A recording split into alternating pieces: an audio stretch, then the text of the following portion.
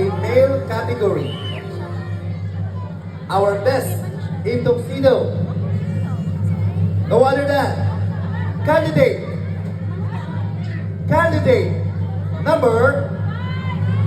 number one.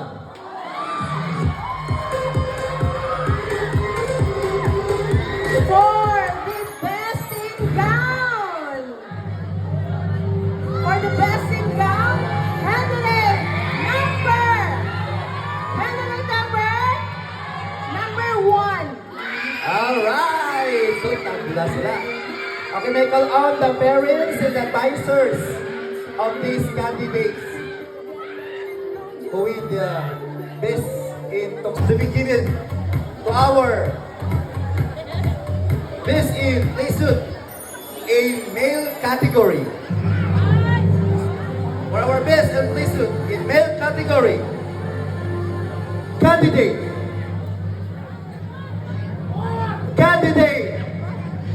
number isa niyang gusto. Kinsa? Kamatagan? Candidate number 5. For the female category, best in play suit, candidate number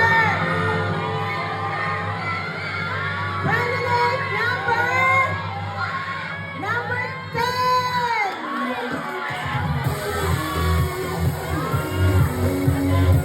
Okay, may call on the advisors and the parents sa itong mga winners.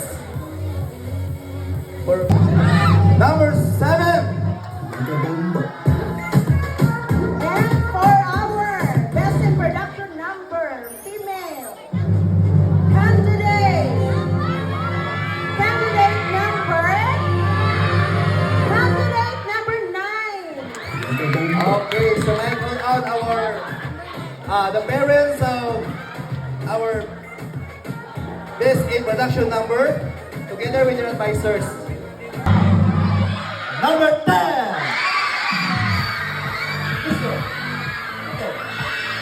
And for our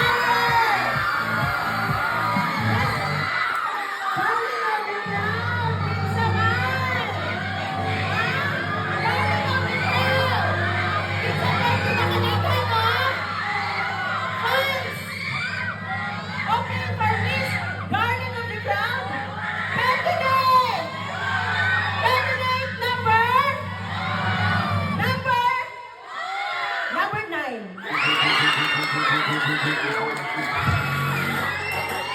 Okay, so we have number 10 and number 9 for our darling of the crowd. May call on our auditor of the board of SPTA together with the parents, the team, the SAS.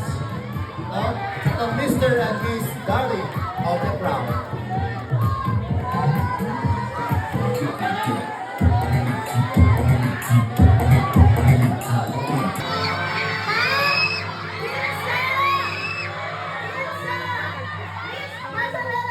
Candidate number 4. Okay, so we request our treasurer, Sir Mario Campos, together with the parents at contestant for Mr. and Miss Pasarela. Asa mga parents nila? The pictures, no? Which our photographer on that time, we recognize Mr. Virgil Maceda. Okay. For number 8. Asa ang parents si number 8 at saka ni number 3? Kung wala, advisors na lang, advisor. Okay, ma'am, dili ma'am. Dili ma'am, dili ta. Advisor po din number 8 of number 3. Sige, dire.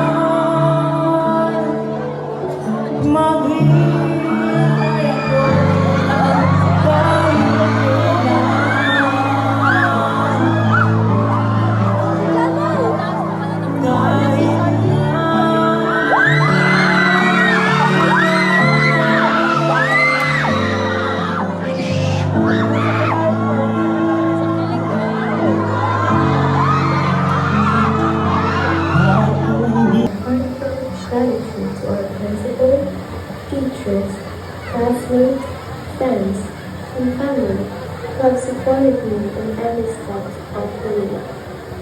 Your encouragement gave me the strength to carry this role with confidence and joy. Being Miss Elementary has taught me to learn others. It has been my mission to embody these values and to show that every student has the potential to shine. As I pass on this honor to the next Miss LNHS, I hope she will continue to uphold the spirit of Lapunigan National High School, a spirit of unity, excellence, and resilience. This may be my farewell but it is not the end of my journey with the school. I will always carry the lessons, memories, and pride of this experience with me. Thank you and mabuhay Lapunigan National High School.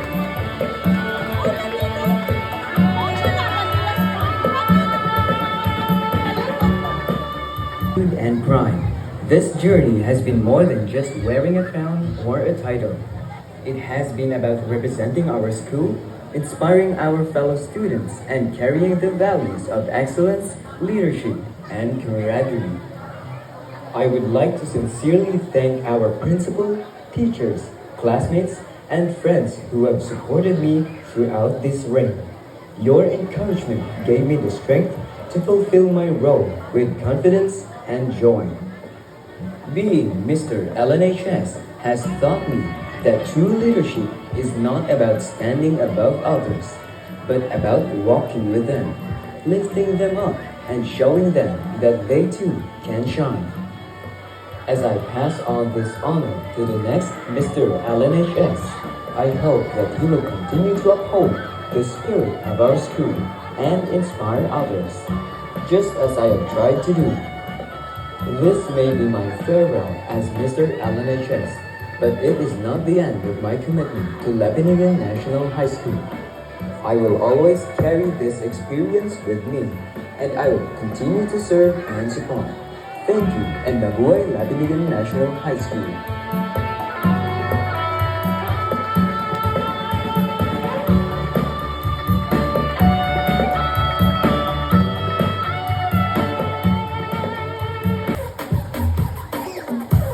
And now, let's witness the processional march of our royalties, princes and princesses. To start,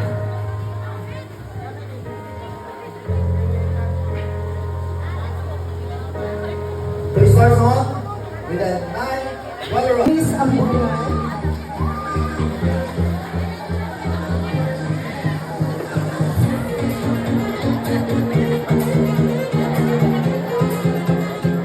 Together with the advisor.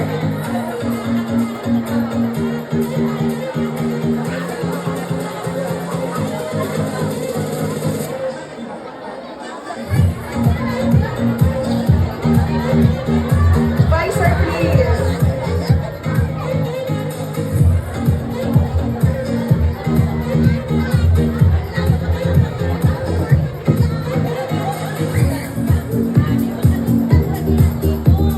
Okay, congratulations!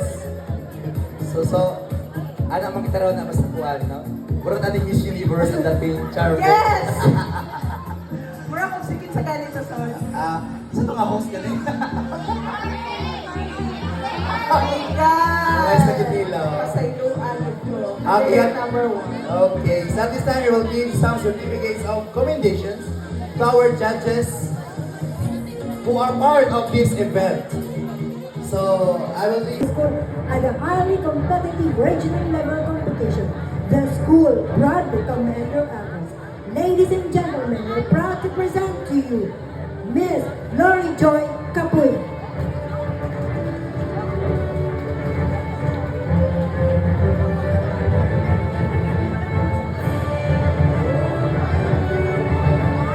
Another certificate of commendation is awarded for her exceptional dedication, guidance, and passion in mentoring our students to victory as winning coach and the division school school year 2025-2026. Her commitment to fostering journalistic excellence and communication skills has successfully led our students to triumph, earning the distinct honor of representing Lapinigan National High School in the regional level competition.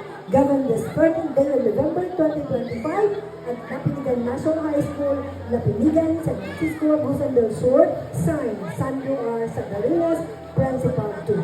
Ladies and gentlemen, we're proud to present to you Miss Idol E. Himbing. Ang kainay naman ang pakpak. Oh.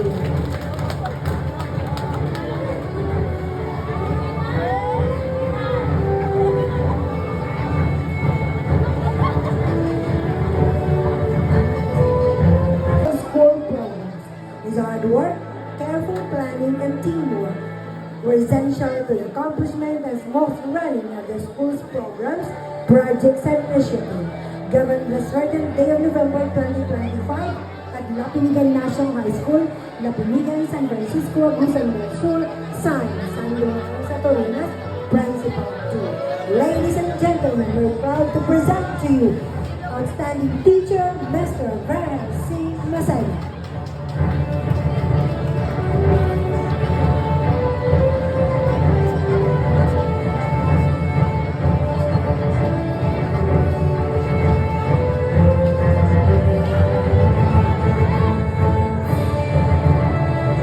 Walay pakpak niya, hindi mo naman ka. Thank you very much. Last time, ladies and gentlemen, in the office of the guidance counselor, this is a sincere gratitude for her incomparable commitment, exemplary performance, professionalism, and passion, caring advice, guidance, and counseling related tasks in the school. This recognition acknowledges her significant contribution to the effective management of various essential educational initiatives within the school guidance program, plans, and activities. During the certain day of November 2025 at Lapinigan National High School, Lapinigan, San Francisco, Agusan del Sur, signed Sandro R. Satorinas, Principal 2. Ladies and gentlemen, our standing guidance counselor, Ms. Marisa R. Torero.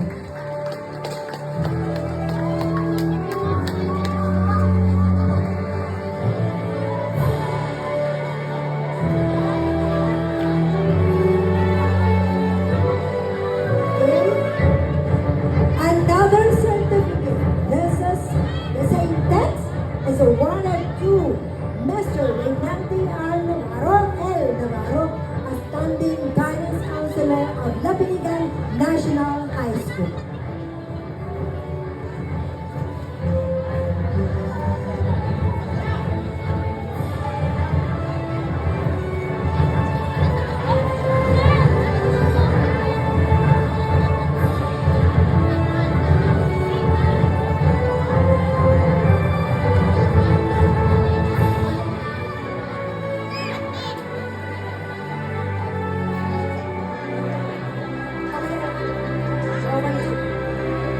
This time, ladies and gentlemen, we will be recognizing our coaches who was able to represent the school